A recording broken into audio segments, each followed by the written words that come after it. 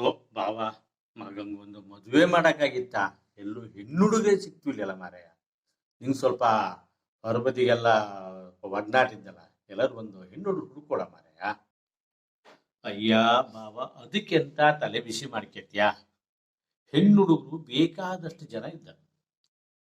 ನೀನು ಒಂದು ಕೆಲಸ ಮಾಡು, ಧಾರಾವಾಹಿಯಲ್ಲಿ ನಟಿಸಲು ಹುಡುಗಿಯರು ಬೇಕಾಗಿದ್ದಾರೆ ಹೇಳು, ಒಂದು ಜಾಹೀರಾತು ಕೊಡು.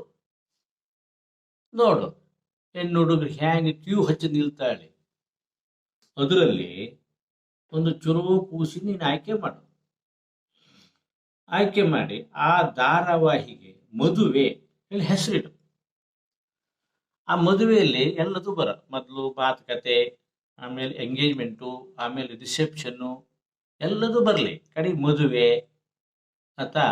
ಆಮೇಲೆ ಮದುವೆ ಮರುಸ ಇದ್ದಲೆ ಗಂಡ ಹೆಂಡತಿ ಜಗಳ, ಅತ್ತೆ ಸೊಸೆ ಜಗಳ.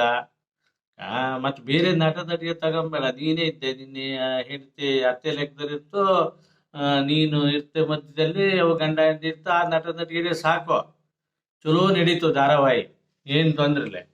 ಕಡೆಗೆ ಒಂದು ವರ್ಷದೊಳಗೆ ಅದು ಪ್ರೆಗ್ನೆಂಟ್ ಆಗ್ತಲೆ, ಅದನ್ನು ಧಾರಾವಾಹಿಯಲ್ಲಿ ಸೇರಿಸು.